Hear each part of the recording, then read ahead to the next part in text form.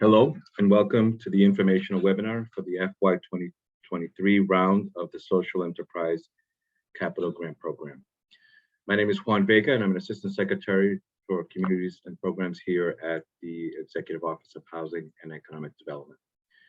On behalf of the Baker Polito Administration and the Housing and Economic Development Secretary, Mike Keneally, we want to thank you for joining us today and for your interest in supporting and advancing economic growth throughout our state. We want to begin by providing an overview of the agenda for this session. And as I've mentioned, this is the webinar for the Social Enterprise Capital Grant Program, which is a new program at HED.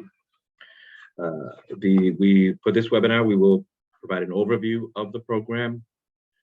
We will highlight the eligibility criteria, which are very specific in this program. We'll review the RFP guidelines. We'll highlight the application components and provide an opportunity for question and answer at the end. At any time during the presentation, if you do have any general questions, please put them into the Q&A function here. I'm joined by my colleagues in the program and here at HED. And you will hear from Alexandra Julio, who's a program administrator. Arlene Baldwin is program manager here, as is Scott Martin. All of us are here at HED, and we will provide this information as best we can. The questions will be reviewed and we'll answer some of them during the Q&A period as time allows. Otherwise, they'll be aggregated and posted on the program's webpage.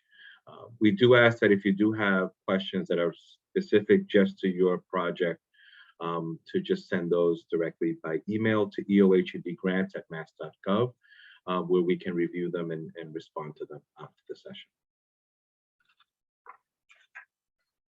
So as an overview, we'll start the Social Enterprise Capital Grant Program, which I mentioned is new, was created to invest in employment social enterprises that contribute to the economic growth in low-income communities throughout the state.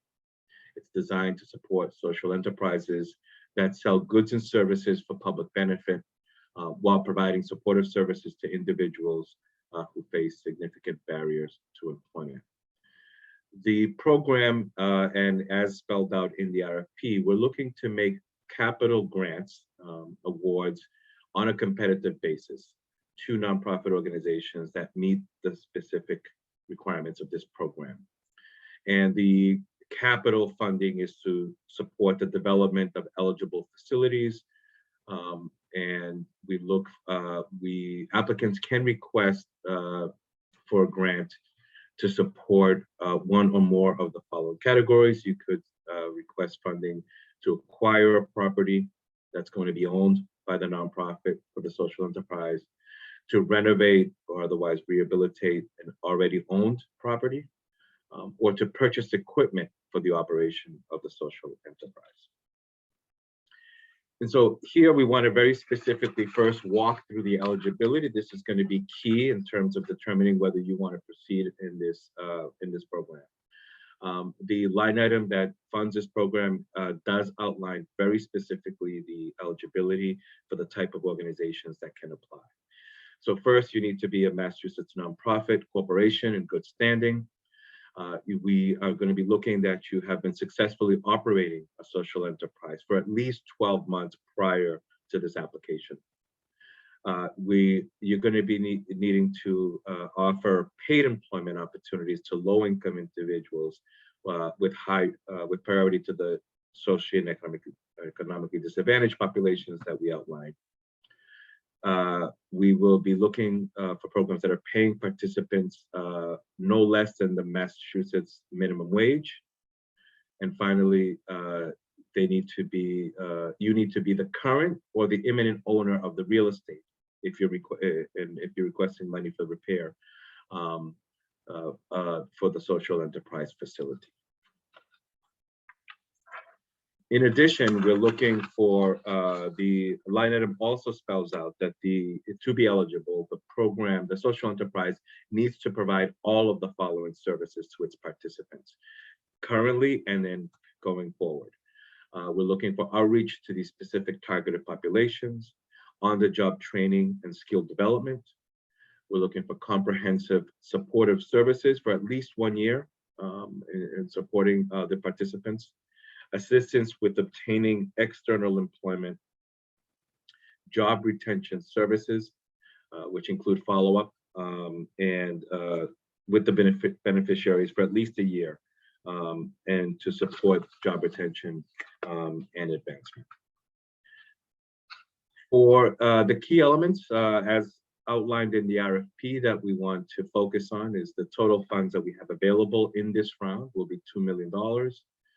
We will accept proposals that are requesting up to $1 million in grant funds, and any size grant, in, up to $1 million. We anticipate being able to make multiple awards in this round, and it could be anywhere from 2 to 8 grant awards, depending on the number of applications we get, obviously, and the amount of the requests. These contracts will be cost reimbursement contracts, meaning the applicants will need to proceed with the work and then submit all the receipts for reimbursement on the project. We will work with each grantee once an award is made to agree upon the final budget, and we will be requiring regular reports for progress.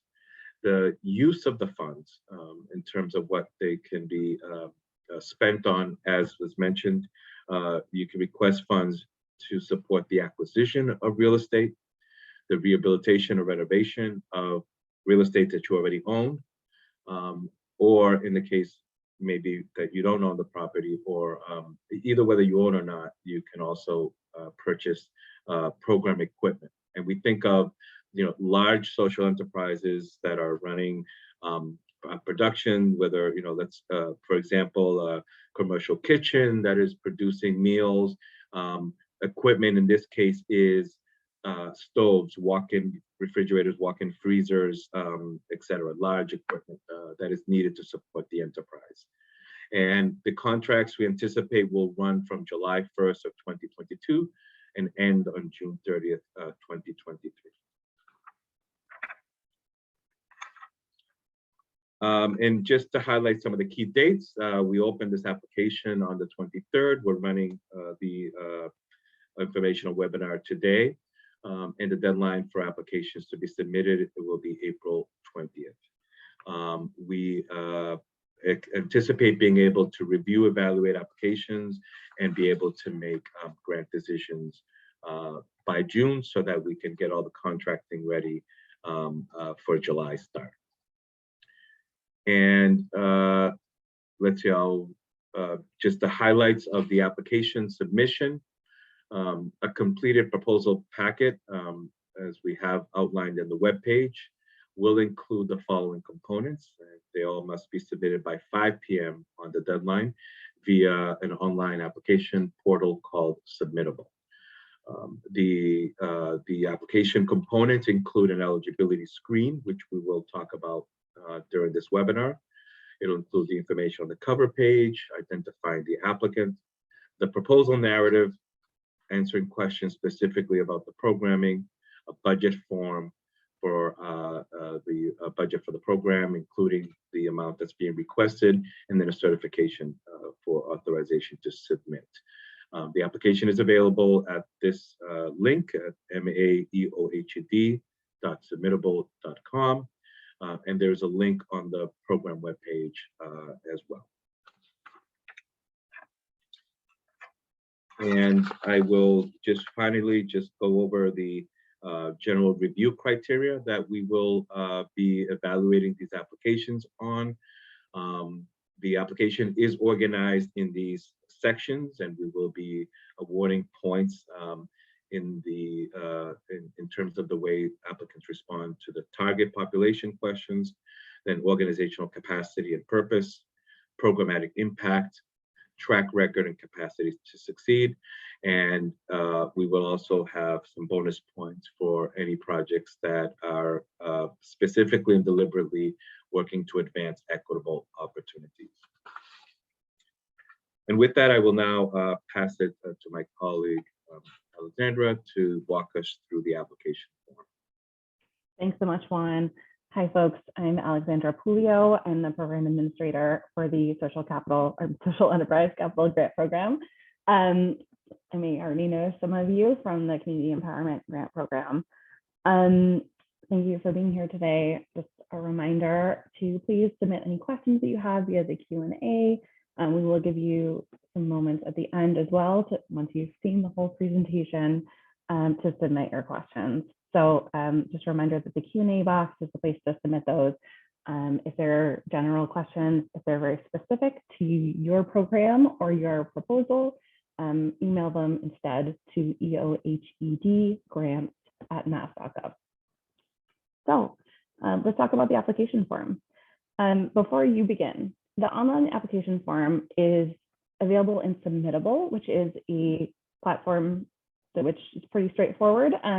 You can submit the documentation and can copy and paste or write your answers in there. The platform works best on Google Chrome, Firefox, or Safari. Internet Explorer is not supported. So if you are going to start your application, please make sure that you're using a supported browser to do that. You'll need to create a Submittable account or sign in with a Google or Facebook credential to access the application form. And you can save a draft of your work if you'd like to finish filling it out at a later date. You can also invite collaborators to work on the application with you, and we'll talk about that more later. You'll receive confirmation of your submission by email. It'll be an email saying, thank you for your submission. Please make sure to save with the notification emails from Submittable and check the email that you use to sign up for Submittable regularly, because if we're trying to reach you, that is the most likely way that we'll be trying to get in touch. Now, collaborators, if you want to work with other folks in your organization to draft your application, you can use this invite collaborators button here on the right-hand side. It has a green arrow pointing to it. So you can work together on your responses. And if you have any questions about using Submittable, like you're having trouble logging into your account, you're having trouble finding something that you submitted, the Submittable customer support team are the best folks to help you. They also have a range of really helpful FAQs on their site. So you can go to submittable.com/help, or I'm sure once you log into your account, you'll also see the help feature. So the application form. This is a two-stage application. So once you are all signed up for Submittable or you're logged in, you will need to complete the eligibility certification. This is the gateway to the actual application form. And if you don't meet the eligibility criteria, you will not be able to proceed with the application form. So before you start, you're going to want to make sure that you have your applicant organization's EIN, employer identification number, on hand, because that's the first thing that you'll need to put into the form. Now, Submittable will verify that independently. So they will need to verify it on their end. It's instantaneous, but they'll verify it on their end to confirm that it's a nonprofit organization. So you'll need to have that before you can complete the eligibility form. Yeah, thanks. Then there's a couple more questions. Oh, can we go back one slide just a moment? Thank you. Okay, then there are two more questions under there. Is the applicant operating an employment social enterprise that targets individuals facing significant barriers to employment? The only eligible answer to this question is yes.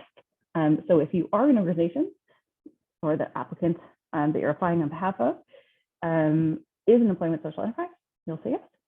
And then does the applicant organization have experience delivering, and then the list of services that we talked about earlier.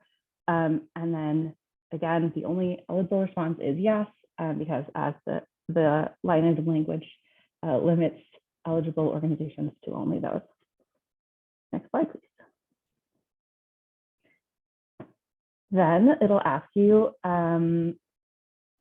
about your pay, just a pay question. Does the applicant organization pay all social enterprise participants at least the Massachusetts minimum hourly wage, and certify that you'll continue to do so?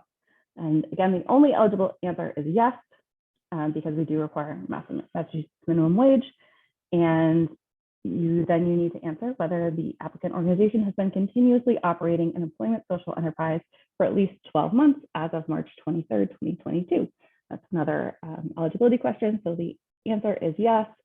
If the response to any of these is no, then you will get a message that says your organization, thanks for your interest, but your organization is not eligible. If everything is completed and you do meet all the eligibility criteria, you will move on to the application form itself. So once you hit submit form with that blue arrow, and we'll go to the next slide. And this is obviously not what the actual submittable document looks like. You can log in there and look at it today if you want. But this is a sort of more screen-friendly summary of the documentation. So you'll need to indicate the city or town in which the project is taking place. So that would be the city or town where the real estate that you're purchasing is located, the city or town where the property to be renovated exists, or the location where the equipment just to be purchased is to be kept. So that's not necessarily the city or town in which your organization is headquartered or in which your administrative staff exists. Then the basic information about your organization, name, legal address, city and town, CEO information, the contact information for the project lead, history of the organization's general mission, history, and goals. We did already get a great question about whether there are text limits in these kind of long answers. There are. If you log into Submittable in the lower right-hand corner of any long answer form, it'll tell you the word limit. Most of them are between 250 and 500 words. There are a couple that are shorter and a couple that are longer, but in general, 250 to 500 words. And it'll tell you, obviously, if you exceed those limits. And then you'll indicate which, if any of the following certifications are formally held by this organization. I would just want to specify here too that you want to make sure that the employer identification number that you entered earlier matches the organization name and address that you are putting here, because of course they have to be the same organization. So, you're going to want to make sure that those are in alignment. Next. Then you're going to summarize the grant proposal with the project name, the amount of grant request, the total project budget, and abstract. You'll indicate which or all of the categories that apply to your project. So whether that's acquiring real estate, repairing or rehabilitating or renovating real estate, or purchasing equipment. You'll enter the address of the social enterprise facility. That's either where the equipment will be used, again, or where the real estate to be purchased or renovated is addressed. And then if you're applying for either acquiring real estate or repairing, rehabilitating, or renovating real estate, you'll need to upload proof of ownership or evidence of imminent acquisition. So it might be a signed offer to purchase real estate. It might be, other proof of ownership, but you will need to upload those in order for your application to be considered eligible for those project categories. Next, we'll talk about the proposal narrative. These are longer form questions describing the neighborhood, economic and social context in which the project operates, what led to the development of the social enterprise, describing the specific target population that the social enterprise is designed to benefit, and talking about whether members of the target population are high risk, and if so, why, giving details about what barriers to employment that this population faces. Then to discuss how does the social enterprise conduct outreach, what methods and strategies are used, and what role do members of the target population play in program planning and outreach. Then the organizational experience and purpose segment, in which you'll describe the organization's employment social enterprise, including its development and past successes, what makes it innovative or effective in delivering social benefit, and how the organization demonstrates the social return on investment from the social enterprise. describing the applicant's experience and capacity to deliver all of those services that we talked about earlier. That's on-the-job training and skills development, comprehensive support services, assistance with obtaining external employment, and job retention. And finally, describing how equity considerations impact the social enterprise's target population, outreach, and operations. And we also ask you to give a list of the current staffing that's operating a social enterprise and delivering the services, including their position, their FTE, a description of their experience, and whether they current or previously identify as a member of the target population. Next, we ask about programmatic impact, describing the operations of the social enterprise, the goods and services that are produced, and the positive community or environmental impact that's created. And we ask you for some relevant data here. This is a great opportunity for folks who are using some advanced data tracking to talk about the outcomes for their target populations or the services that they provide in the community. Then what type of employment opportunities does the program offer and how many participants does it employ annually? This is where you'll want to include a breakdown of how many participants are employed in each function. So if you have 20 folks working on in cooking staff, and then you have 10 working on serving staff, and you want to provide the entry-level wage for each and their average length of engagement with a social enterprise. So how long do folks stay connected to your organization? Here, it's important to specify the entry-level wage for each. Again, we're talking about providing Massachusetts minimum wage to everyone who's eligible for this product.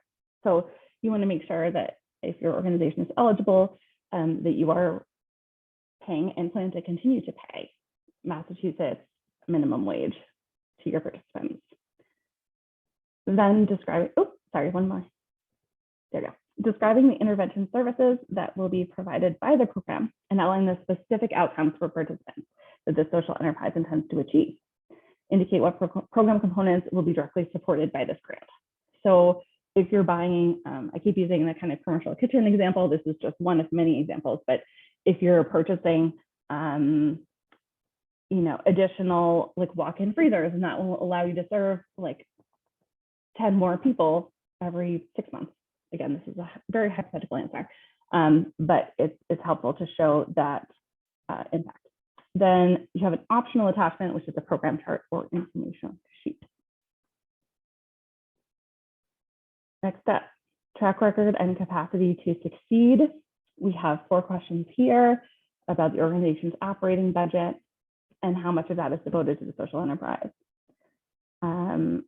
Discussing how the social enterprise would be able to serve more people, if at all, and asking you to explain that. Project timeline, which we know is critical, and completing and uploading the grant budget form, which we will walk through in a moment. Then finally, the last question is 10 points, and that's advancement of equitable opportunities. This was an optional question, but describing how the project seeks to advance equitable opportunities in the community, including if or how the project aligns with one or more of the recommendations from the Governor's Black and/or Latino Advisory Commission's report. I would urge you here to be as specific as possible if you do believe that your project aligns with one of the Black and/or Latino Commission's reports, including providing specific reference to which recommendations you're in alignment with. Here is the budget form. This is available as a separate download. It's available on the main Social Enterprise Capital Grant page, the page where you've got the link to this webinar.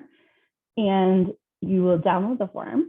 You're going to fill it out with all the information about your proposed grant expenditures. And then you're going to upload it back into the submittable form. And you won't be able to submit the application until this form has been uploaded. And we get this question a lot. Match funds are not required. However, proposals that do include some kind of funding support from other non-state sources do get priority consideration. So this is a screenshot of where you will be downloading the grant budget form. We conveniently linked it here for you to make things a little bit easier. You'll download it, you'll fill it out, And then you'll use this choose file button to upload it back into the submittal system.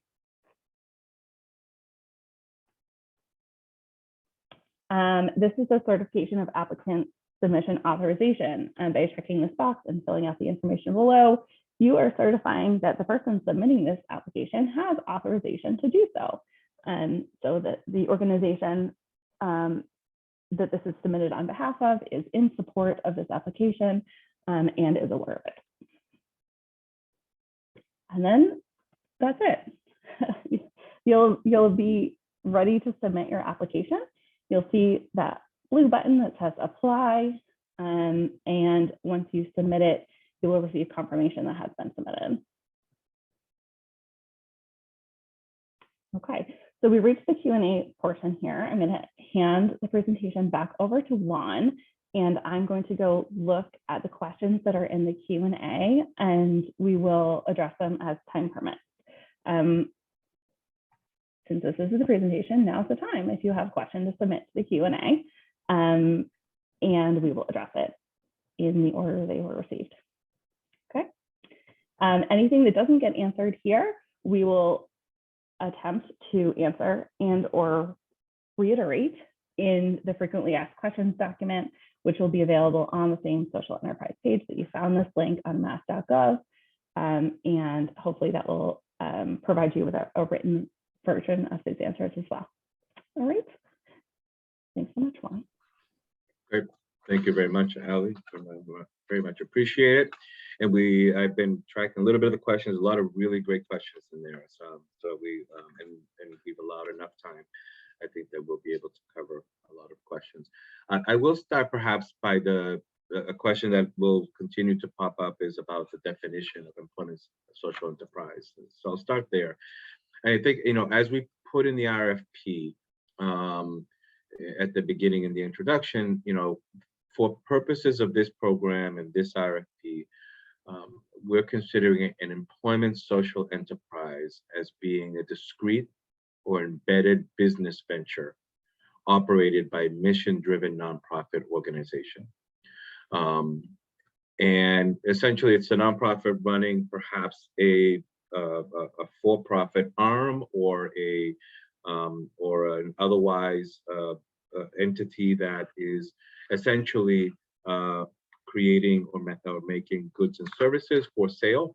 And essentially the revenues or the profits from that venture then come back and are invested back into the organizations or the operation of the social enterprise. And for this purpose in particular, we are looking for social enterprises that are really focused on hiring and assisting people that face high barriers to employment. So that's important, and we'll certainly be reiterating that as we go. We did want to start. We have a few questions that we have gotten and certainly anticipate. We'll start there, and then I'll look to Ali and the team for additional questions. Let's see. For the organization, my organization is not a nonprofit. Can we apply? And Ali, there's a question in the Q&A that I noticed that I'll kind of take out a turn. And it's related to, let's see if I can, apologies, let me just pull up the sheet. The question is that it asks if understanding that the grant is for nonprofit organizations, but on the main page, it states that eligible employers include any for-profit or nonprofit Massachusetts employer. And I think in that sense, I think there may be the confusion may be the Commonwealth through Commonwealth Corporation this week also released the RFP for a program called Hire Now. And so I believe that that's the page where that language appears, and it is open to both for-profits and nonprofits. But I want to stress that the social enterprise capital grant program is, as is outlined in our website, is specifically for nonprofit corporations in terms of eligibility. Let's see. We have the other is this like the urban agenda where you can only submit one application per community? Excellent question. in that. So the answer would be generally no. The urban agenda requires the applications to come from coalitions. That's not the case here. And while you saw that we are asking you to identify the location of the site and then a neighborhood, which we specifically use in the urban agenda grant program as a particular condition. In this case, we're only asking to help us kind of organize these applications and really for surveying purposes, to understand kind of as we distribute grants, but it's not, we are not restricting this to one grant per community or even one grant per neighborhood. There could be multiple applications and multiple grants made, and as long as each is a discrete social enterprise that qualifies and is and scores high in the evaluation. Let's see, a question about submitting letters of support. There is an opportunity in the submittable portal where you will have a chance to upload support letters. What we'll say is, generally speaking, they're not required. We don't require any letters at all.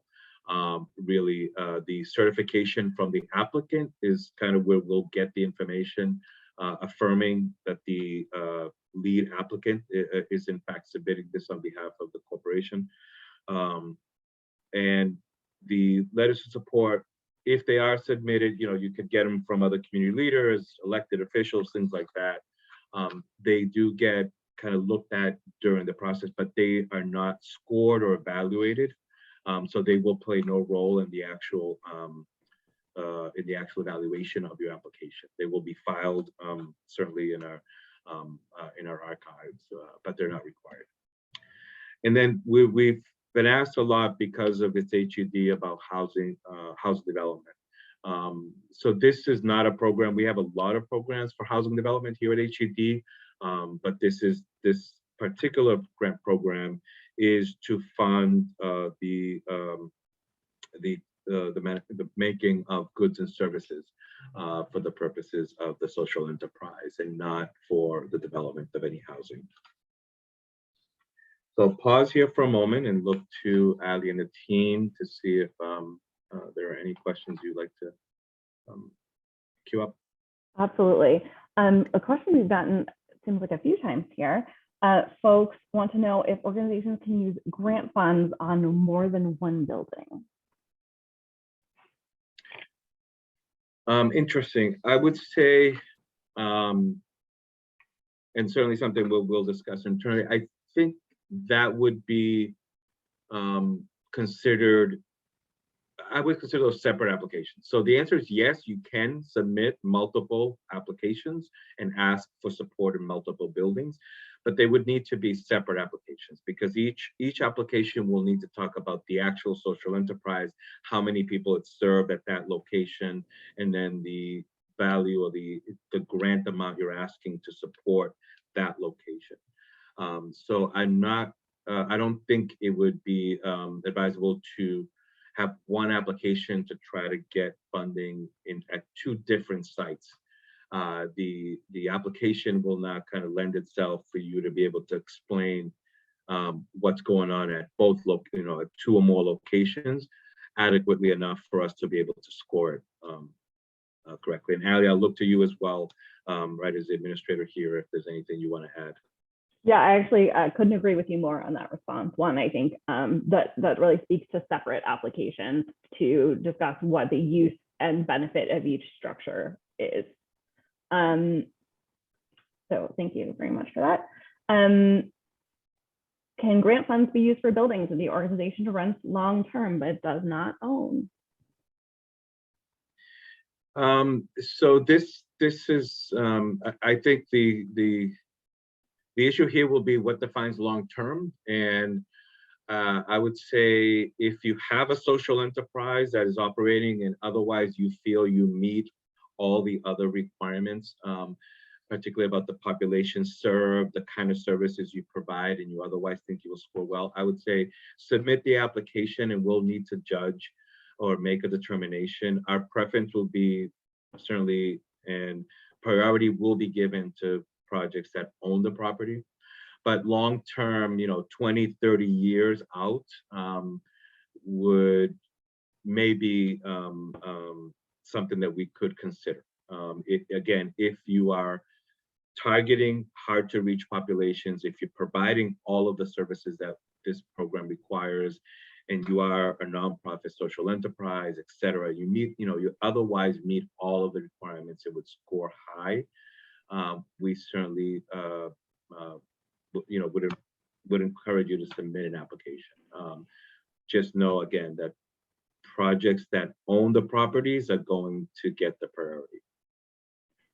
And I would add to that too, that if you are an organization that runs a social enterprise and otherwise meets all of the eligibility criteria, the equipment section is really made for you. If you need equipment and you rent, that's a natural fit. Yeah.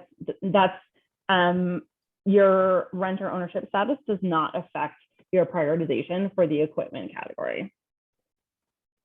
Yes, thank you. All right. Question, is the grant for existing social enterprises? Is it for existing ones? Yes. Oh, yes, very much so. I would say, if anything, it's really only for existing social enterprises. We are requiring that you certify and demonstrate that you operated a social enterprise for at least 12 months prior to this application. So this is not for a startup or for a proposal to begin social enterprise programming going forward. This is for established social enterprises that need support to improve facilities and or to improve their equipment for the purposes of the social enterprise. Thanks, Juan. Are there any specific wage requirements for construction workers? We didn't specify or break out the types of jobs. So for any participants in the program, whatever the work is we're just saying that it'd be at least minimum wage. If the question is construction workers related to the like renovations or building fit out, things like that, we would just say you would just be required to follow whatever rules are you are already required to follow. And so whether your internal policies or local policies require a specific procurement process be followed, or a particular bidding process that you need to follow, we would anticipate that you would just follow that. There aren't any, this program doesn't add any specific requirements related to bidding or procurement. Thank you. The next question is there a social enterprise category or list that is allowable? So no, we're not dictating particularly what the types of categories of social enterprise. I think we are going to be very much focused on the actual operations and the type of services, so that you'll see throughout the RFP a lot of questions about the target population, who it is that you're serving. The program is meant to provide this benefit and these services to hard to employ individuals in the communities, low-income individuals, people that have high barriers to getting into the workforce, things like that. And so that's going to be really what's going to be measured. And then the extent to which, again, you're providing a good or a service that is being sold, and the employees of your operation are the participants. And so that's really, and then what type of, we could certainly see, kitchens or production of, some materials or some products, et cetera, could be included. So we're not defining, we're not limiting kind of the categories. And there is, there's a lot of literature out there. This is certainly a new area for us in terms of this line item that we are distributing here, or the funds that we're distributing from this line item. And so we're looking, again, we're trying to provide some of the definition. The parameters are mostly around who the participants are and who is the entity that is running the enterprise. Otherwise, we are going to be very open for the types or the categories that the social enterprise operates in. Thanks, Juan. The next question is, can the grant funding be used as a down payment for property acquisition, or does it need to cover the entire property amount? So I think, as you saw in the budget worksheet that Alexandra walked you through, we're asking you to tell us the categories of the line item descriptions that you need. And so the answer is no, we do not expect you to need to, we're not requiring that you cover the entire property amount. We certainly understand, depending on what markets you're in, a grant, a particularly small grant from this program may not be sufficient to cover the whole cost. So the answer is yes to the beginning part, which is you can propose to ask for a grant to help with the down payment for a property. However, in a case like that, we would anticipate seeing in the budget that you have identified and or already acquired the other funds to ensure that the purchase can happen. So you wouldn't be able to just ask for a down payment now to hold on for a year in hopes that you'll be able to raise more money later to purchase. So you can ask for down payment to kind of help you close the deal, or to get you to fill a gap. Or in some cases, again, depending on the market, you could ask for the full amount of purchasing the property. So it could run the gamut. Thanks. Next question is, are design plans and quotes expected with the application submission?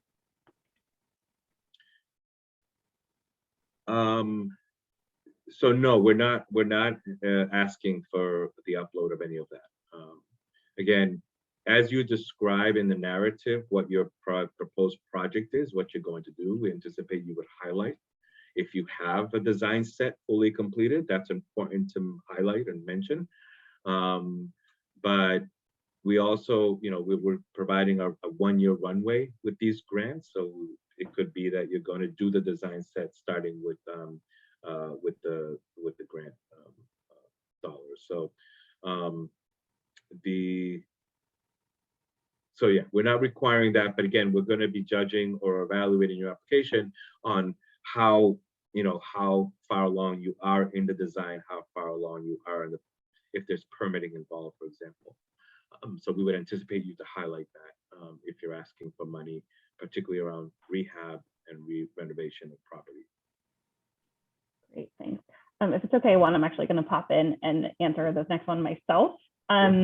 The question is, if our organization holds a 14C certificate, which allows us to pay sub-minimum wage, does this preclude us from applying for the grant?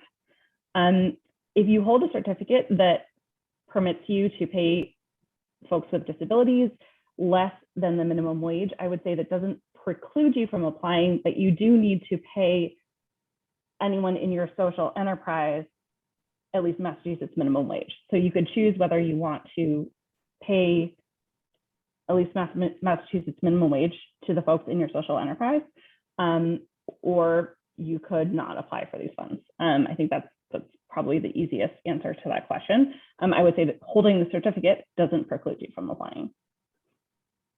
Thank you. Yeah, but I would just add, right, but as we have stated several times, priority will be given to those that are paying at least the minimum wage. Absolutely. And so that will weigh very heavily on how well you score and rank in the evaluation. Well put, thank you, Juan. So moving on, can you talk more about the requirement successfully operating a social enterprise for 12 months prior to application? If we're building out a facility that will engage a partner to provide the social enterprise, what's the best way to demonstrate this partnership and their experience? So I think part of our intent here is being able to provide these resources and these kind of these funds to be activated immediately. So that's why we're asking you to demonstrate that you've been operating the social enterprise for some time before. you apply. It could be that you are, updating or, partnering with a new partner and expanding the operations, etc. That's all fine. I think we're still requiring, or we still are expecting, because there's other questions about experience, and we're judging the capacity to succeed with the past experience of this applicant, to demonstrate, perhaps you had a smaller operation before, and these resources will allow you to partner with a new organization and expand. That's one thing. But if you have never operated a social enterprise and are going to begin doing so, this grant is likely not going to be able to be supportive of that. And I think, similar to the previous question, there's a lot of things we're not going to preclude you from being able to apply. There's, to the extent that you meet some of the requirements, you're certainly welcome to. We're just trying to spell out what the evaluation criteria is and the likelihood that you would be recommended for a grant in this round. So that I think to add to that too, like just for the sake of clarity, like the organization receiving the grant should be the organization that runs the social enterprise. This isn't like the Community Empowerment Grant Program or the Urban Agenda Grant Program, where you have like a network of organizations that are providing the services. The organization that runs the social enterprise should be one and the same as the one that's applying for and receiving the grant. That's a good point, right? So that's who we are. This resource is being distributed directly to the social enterprise operator. Okay, great. Next question, will projects be fully funded as submitted, or a possibility to be partially funded if there's multiple requests for a proposal? The example given is in a commercial kitchen, buying a new freezer, new stove, renovating space, and only receiving funds for equipment and not the renovation. So I think the answer is yes, that we were, and I believe we spelled this out in the RFP. HAD does reserve the right to make partial awards. And understanding that, our preference is to be able to fully fund a project that scores high and is kind of well put together. However, there are sometimes instances where we have a lot of really strong projects, and in order to be able to maximize impact, there may be opportunities to provide partial funds. But I think, generally speaking, our preference and priority will be to fully fund projects that score the highest in terms of evaluation criteria. And then, depending, again, we wouldn't be able to know until we get all the applications in front of us whether there's be an opportunity. But we would consider, if there are applications that score very well, that are otherwise meeting all the requirements of the program, we'll try to accommodate and provide partial funds. Thank you. Next question is there a social enterprise revenue minimum required to apply? No, we're not asking or evaluating kind of the size of the enterprise. It's really about who the social enterprise is serving and the nonprofit that is operating it, the extent to which it is providing a full array of wraparound services to those individuals. That's how the line item is written, and that was the intent of the initiative, is to provide support to social enterprises run by nonprofits that are providing all the wraparound services, with the idea of getting individuals that are otherwise having difficulty getting into full-time living wage positions. This is a way to promote that and help people move in that direction. Great, thank you. So a question about, can we submit on behalf of an organization as a fiscal sponsor? I'm not sure I'm clear on that question. There wouldn't be, this fiscal sponsorship would come into play if awarded. There would be a fiscal sponsor arrangement. In this case, as we've already said, we are anticipating that these funds go directly to the operator. So I'm not sure that there'd be a, and now we can talk about this further and maybe answer it in the document, FAQ document, but I'm not clear that there would be a scenario where an application's submitted on behalf of another organization. Yeah, I think that's a great point one, and we do probably need to discuss this internally. I can say off the top of my head that it probably wouldn't make sense for an organization that's applying as a fiscal sponsor to be able to apply for anything except for equipment purchase.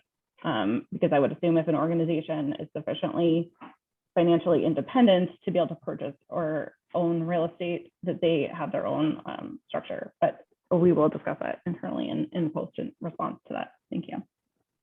Yeah, and presumably, I mean, the enterprise is an employer. Therefore, we would expect, right, it would be a fully independent organization that is capable and has capacity to run the actual enterprise and be the employer. And an organization that only operates with a fiscal sponsor, I'm just not sure is going to meet those requirements. It just won't have enough sufficient independent structure.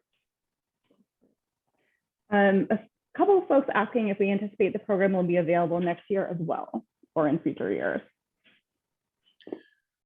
I mean, I think the answer right to that is just like any of our other programs, right? These are all subject to appropriation. This particular program is built into our capital budget, and therefore, it's very highly likely that it will be available. It still will be, it still has to go through the annual appropriation process that happens to fund or allocate funding to these programs. But unlike an urban agenda or even social enterprise, which is strictly at the, strictly operates if it's included in the annual state operating budget. This is a capital program, and so it's authorized. Essentially these generally get authorized for 5 years, and as long as each year there's an allocation being put into the program, it should be available. But right, there's no way for us to definitively say or to say that yes, it will be every single year. It's always going to be subject to appropriation. Great. Question about in the equipment category, are trucks or vehicles eligible equipment? I would say yes, to the extent that that the proposal can specifically justify how it relates to the operations of the enterprise. And so, there have been capital programs that we have the ability to do that. But yeah, it'll all be about how specifically do you tie in the equipment, the truck or vehicle for the actual operations. Having a vehicle just to transport individuals back and forth or to move materials may not necessarily be something that we would recommend, but I would say yes, they technically would be eligible as capital expenditures, and we would just be looking for the role of that equipment in the actual operations of the enterprise. Great. A clarification needed here. The poster asks, is it or is it not a grant able to purchase property? Earlier it was stated and written that yes, it is. You just said priority is to nonprofits that have a building. Please clarify. I think the misunderstanding there, Lisa, is that one said that organizations that own the structure and are looking to renovate will have priority over organizations that are looking to renovate a building that they don't own. So this program is for 3 types of expenditures: purchasing a property, renovating a property, or purchasing equipment. And for that particular subcategory, the renovation subcategory, folks who already own their building will be prioritized. Hope that helps clarify that answer. Question, do the employees need to be full-time or part-time? I would say there's no requirement one way or the other. I think it's, if the operation of that enterprise warrants just having part-time employees, because that's, you run the operation part-time, that's the way you will describe it. So we're not making a judgment one way or the other. I think our concern will be the pay, that at least minimum wage be paid to the individuals, whether they work there full-time, part-time. So and it could be a mix of both. So it's not one requirement over another. And just just being mindful of time, right? I believe this Zoom channel will turn off in 2 minutes. Yeah. So we want to be mindful of the final question. And I think we've reached the end of the general questions. Anyway, if you have a programmatic specific or organization specific question, you can email eohpdgrants@mass.gov. And the responses for the FAQs will be posted within the next week. Great. Thank you very much. And so I just, as the final page here, we just thank you for your participation in this webinar.